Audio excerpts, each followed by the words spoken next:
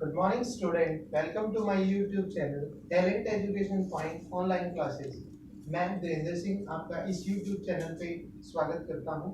ईश्वर से प्रार्थना करता हूँ कि संसार में फैली भयंकर महामारी से कोरोना से आप सब अपने घरों में सुरक्षित होंगे एवं स्वस्थ होंगे। तहे दिल से आप सोशल डिस्टेंसिंग एवं लॉकडाउन का पालन कर रहे होंगे। इन्हीं विचारों के साथ शुरू करते हैं आज का हमारा टॉपिक, जो हमारी 10वीं कक्षा की पोएम अमेंडा के ऊपर आधारित है।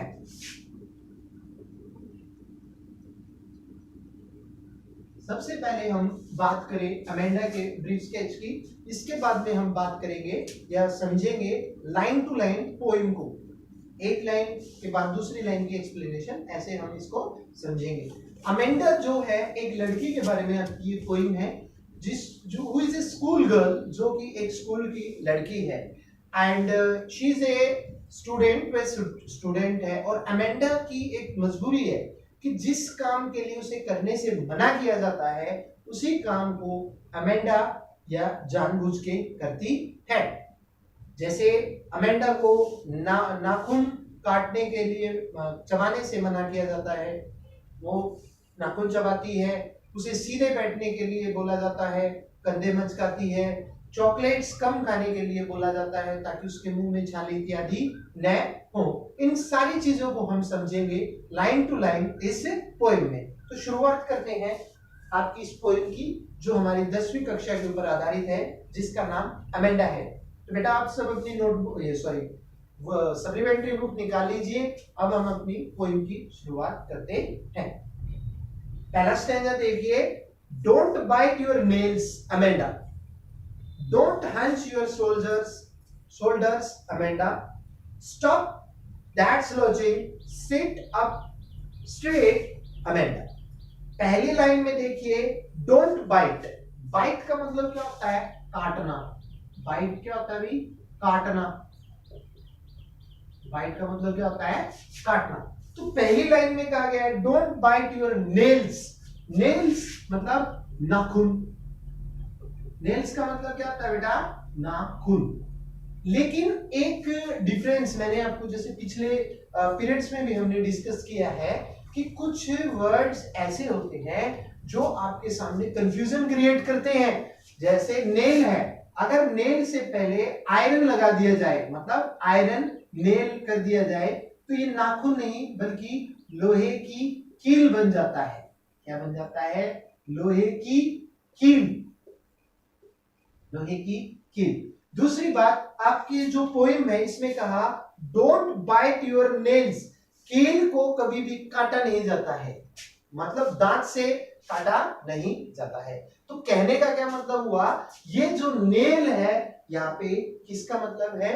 नाखून से मतलब बताया गया है।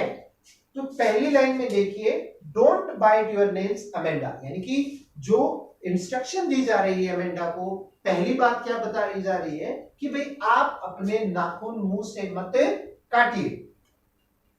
जैसे आपने देखा होगा ना, कई बार जो बच्चे होते हैं वो मुंह में उंगली देते हैं या नाखून वगैरह को क्लास में काटते हैं, तो टीचर क्या कहता है? स्टॉप इट, इसको बंद कीजिए एंड सिट स्ट्रेट। सभी बोलते हैं ना क्लास में, don't make noise, seat straight, सीधे बैठिए। कोई विद्यार्थी जब सीधा नहीं बैठता है या यहाँ वहां हिलता डुलता है तो क्या बोलता है टीचर? Seat straight. वही बात इसमें बताई गई है। पहले तो डोंट बाइट योर नेल्स, अपने नाखून को मत चबाओ या काटो। Don't hunch your shoulders, hunch क्या होता है? मचकाना। जैसे किसी बच्चे को काम के लिए बोला जाए, मना करना हो तो कंधे मचकाते हैं, जिसे हंच बोला जाता है। अच्छा, स्टॉप स्लचिंग एंड सिट स्ट्रेट, हिलना डुलना बंद करो और सीधे बैठो अमेंडा। कौन? अमेंडा। फिर से देखिए, don't bite your nails Amanda, अपने नाखूनों को मत काटो Amanda. Don't hunch your shoulders Amanda, अपने कंधों को मत मचकाओ Amanda. Stop that slouching and sit up straight, हिलना डुलना बंद करो और सीधे बैठो। कौन? अमेंडा। ठीक है बेटा, ये है आपका फर्स्ट स्टेंजा। अब हम करते हैं दूसरे स्टेंजा की तरफ। There's a languid emerald sea where the sole inhabitant is me, a mermaid drifting blissful. अब अमेंडा को जब स्टॉप करने के लिए कहा गया कि don't bite your nails, sit straight, okay, तो अब मतलब अमेंडा के ऊपर कोई इंस्ट्रक्शंस दे रहा है तो उसके ऊपर पाबंदी लगा रहा है, ये चीज करने से उसको मना किया जा रहा है। ये चीज पसंद नहीं आ रही है किसको? अमेंडा को, ठीक है। अब इसका अमेंडा जो है किस तरह से उल्लेख करती है, देयर इज ए लैंग्यूड एम्ब्रेल्ड सी। लैंग्यूड, लैंग्यूड का मतलब क्या हुआ? शांत। लैंग्यूड मतलब शांत, जैसे समुद्र का पानी, सॉरी नदी इत्यादि जो है शांतिपूर्वक बहती है, वैसे ही शांत का उल्लेख किया गया है। एम्ब्रियल्ड सी, एम्ब्रियल्ड सी, हरा सागर, यानी कि वो अपने जीवन को कैसा मानती है? शांत और हरा मानती है। वो ये चाहती है कि उसके जीवन में किसी प्रकार की रोक टोक न हो, जैसे शांत समुद्र हो, हरा समुद्र हो, और उसके अंदर स्वतंत्र रूप से घूमती रहती है कौन? जल परी या मछली। वैसे ही जीवन जीना चाहती है कि अमेंडा उसको बिना रोक टोक के हरे या संसारिक समुद्र में वो विचरित करे, उसको कोई भी न रोके। ए मैरमेड ड्रिफ्टिंग ब्लिसफुली, अमेंडा जो है वो इसमें दुनिया में एक जल परी के समान रहना चाहती है बिना किसी रोक टोक के। ठीक है बेटा, तो फिर से हम डिस्कस करते हैं। देयर इज लैग्यूड, एक शांत समुद्र के समान या हरे समुद्र के समान, जैसे कोई जल परी उसमें घूमती है वैसे ही शांत जीवन जीना चाहती है, बिना रोक टोक के जीवन जीना चाहती है अपनी मनमानी के अनुसार। कौन? अमेंडा, एक जल परी के समान। थर्ड स्टेंजर देखिए, did you finish your homework Amanda, did you tidy your room Amanda, I thought I told you to clean your shoes Amanda. वही बात आ गई। अब मैंने आपको जब ये पोइम स्टार्ट कराई तो ये बताया था कि ये जो अमेंडा है, she is a school girl. ये क्या है? एक स्कूल की लड़की है। और उसमें क्या कहा गया? अमेंडा से पूछा गया है क्या? Did you finish your homework, भाई क्या आपने अपने घर का काम जो स्कूल से मिला था क्या उसको समाप्त कर दिया है? ऐसा पूछा गया है। Did you tidy your room Amanda, भाई क्या आपने अपने कमरे को साफ किया है? अच्छा आप देखो बेटा, जब हम सिनोनिम्स की बात करते हैं तो टाइड, टाइड मतलब क्लीन, इसका सिनोनिम क्या हो सकता है? टाइडी का क्लीन। तो दोनों का मतलब एक होता है क्या? साफ, जैसे अपने कमरे को साफ करते हैं। वैसे ही अमेंडा से पूछा गया कि भी क्या आपने अपने कमरे को साफ किया है? और आई थॉट, कभी कहता है कि मैं सोचता हूं, told you to clean your shoes, कि मैंने आपसे ये कहा है कि आप साफ करें किसको? अपने जूतों को। अमेंडा, कौन? अमेंडा। इस पैराग्राफ को फिर से देखते हैं, स्टैंजा को। Did you finish your homework Amanda, क्या आपने अपना गृह कार्य जो स्कूल से मिला था उसको समाप्त किया है Amanda? Did you tidy your room Amanda, क्या आपने अपने कमरे की सफाई की है अमेंडा? आई थॉट, मैं सोचता हूं, I told you to clean your shoes, कि मैंने आपसे कहा था कि आप साफ करें, किसको साफ करें? आपके जूतों को। अमेंडा, कौन? अमेंडा। ठीक है बेटा, तो ये इस तरह से हमारा पैराग्राफ हो गया 3। अब इस चीज का रिप्लाई अमेंडा क्या दे रही है उसको हम देखेंगे 4th पैराग्राफ, 4th स्टेंजा में। देखिए, I am N orphan roaming the street. पहले तो बात करें ऑर्फन की। ऑर्फन क्या होता है? अनाथ। ऑर्फन क्या होता है? अनाथ। अच्छा, दूसरा आपका वर्ड आया है इसमें, कौन सा? रोमिंग।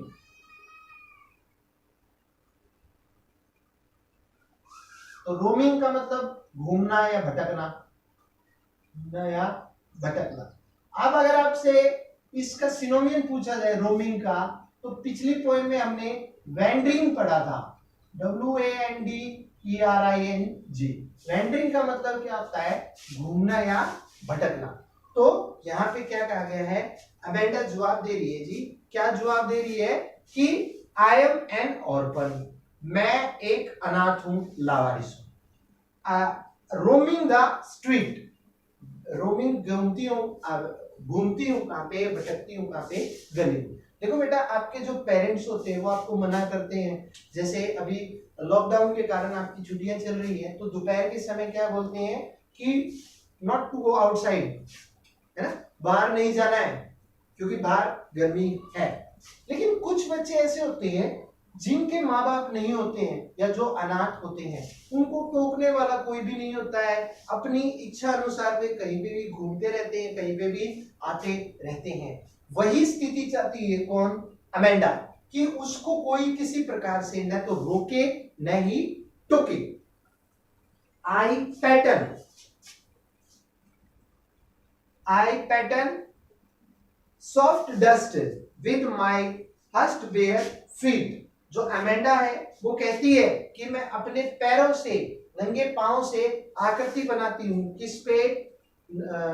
शांत, जो रेत है, धूल मिट्टी है, उसमें घूमते हुए पैरों से आकृति में बनाती हूं। इस चीज को कहती है कौन? अमेंडा, इस पोएम में।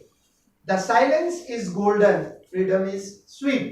अमेंडा कहती है शांति कैसी है? गोल्डन, सुनहरी है, और स्वतंत्रता कैसी है? मीठी है। मतलब अमेंडा ये चाहती है कि उसके काम पे कहीं भी घूमने जाए, कुछ भी काम करे, उसको रोकने टोकने वाला कोई भी न हो, कोई भी न हो। तो एक बार फिर से देखते हैं। अमेंडा कहती है आई एम एन ऑर्फन, मैं एक अनाथ हूं, रोमिंग द स्ट्रीट, जो गली में घूमना चाहती हूं। I pattern the soft dust with my हस्ट।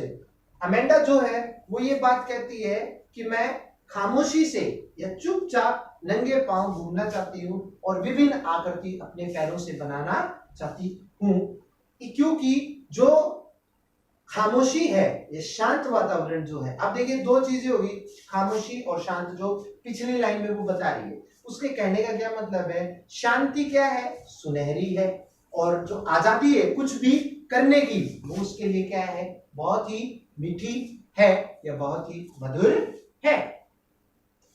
अगला स्टेंजा देखिए। अब अमेंडा से कहा जा रहा है क्या?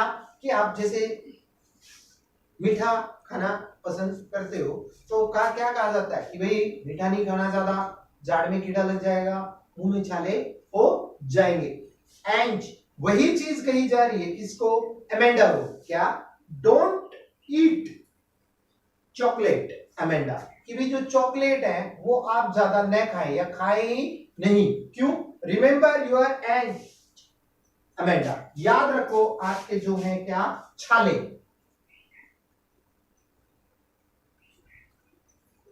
छाले, अरे छाले पता होगा ना, मुंह में छाले हो जाते हैं, खाना खाने में प्रॉब्लम होती है, ठीक है? वैसे ही छाले हो जाते हैं किसके मुंह में? अमेंडा के मुंह में। किसके कारण? चॉकलेट इत्यादि ज्यादा खाने के कारण, या छाले न मिले को मुहासे भी बोला जाता है। Will you please look at me when I am speaking to you, Amanda? अब क्या आप मेरी तरफ देखोगे अमेंडा जब मैं आपसे बात कर रहा हूं? तो इस स्टेंजा में हमने क्या पढ़ा कि पहली बात तो अमेंडा को बोला गया कि अमेंडा आपको चॉकलेट नहीं खानी है, क्योंकि आपके मुंह में क्या है? मुहासे हैं या छाले हैं। दूसरी बात, आप मेरी तरफ देखिए, कब? जब मैं आपसे बात कर रहा हूं। 6th पैराग्राफ देखिए आपका। अब अमेंडा इस चीज के क्या जवाब देती है? I am रेपेंजर,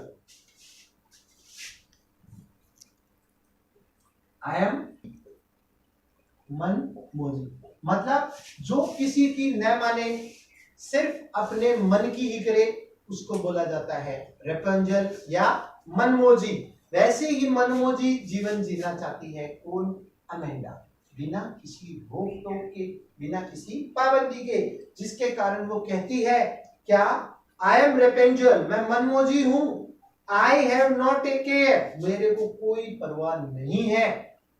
life is a tower of tranquil and rare, जो संसार है वो एक शांत और दुर्लभ जगह है या दुर्लभ वस्तु है, टावर के समान है। जैसे शांत एवं दुर्लभ, जीवन क्या है, दुर्लभ एवं शांत है, कठिन है, जीवन जीना पड़ता है और शांति तभी हमें प्राप्त होती है। I certainly never let down my bright hair, और मैं कभी भी अपने सफेद बालों को नहीं छोड़ूंगी। ठीक है, तो ये बात आपकी इस स्टेंजा में बताई गई है। आगे चलते हुए देखिए, stop that slouching at once, ये जो आपका चिड़चिड़ा होना है, स्लंकिंग मतलब चिड़चिड़ा होना, स्लंकिंग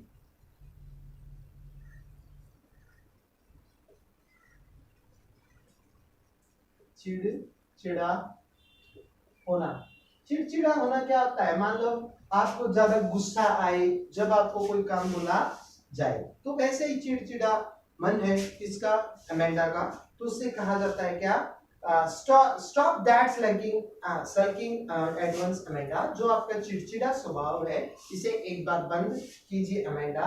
you are always so moody, आप हमेशा अपने मूड के अनुसार काम करते हो अमेंडा, जो आपको कहा जाता है उस कार्य को नहीं करते, जो आपका मन करता है उसी कार्य को करते हो, क्योंकि आप मूडी हो।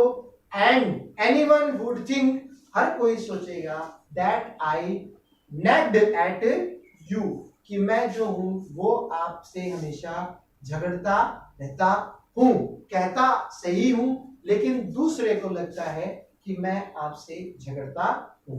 तो इस पैराग्राफ को फिर से देखें, स्ट्रेंजर को, stop sulking at once Amanda, एक बार चिड़चिड़ा स्वभाव आपका समाप्त करो, चिड़ना बंद करो। You are always so moody, कि भाई आप मेरे अनुसार कहे अनुसार कार्य नहीं करते हो, अपने मन के अनुसार कार्य करते हो, और जब मैं आपको कुछ करने के लिए बोलता हूं गुस्से में, तो दूसरे लोग क्या सोचते हैं कि मैं आपसे झगड़ा कर रहा हूं अमेंडा। तो ये आपकी पोएम है, उम्मीद करता हूं कि आपको समझ में आई होगी, अच्छी तरह से आपने इसको सुना होगा। यदि कोई त्रुटि या कमी रही होगी तो इसे कमेंट बॉक्स में डालेंगे, और चैनल सब्सक्राइब नहीं किया तो चैनल को सब्सक्राइब करेंगे। अगर आपको अच्छा लगा तो इसे लाइक जरूर करेंगे और शेयर करेंगे। और एक बात और, कि जीवन में आपको अमेंडा बन के नहीं रहना है, बल्कि अपने माता पिता एवं गुरुजनों का कहना मानना है। इन्हीं शुभकामनाओं के साथ जय हिंद, जय भारत।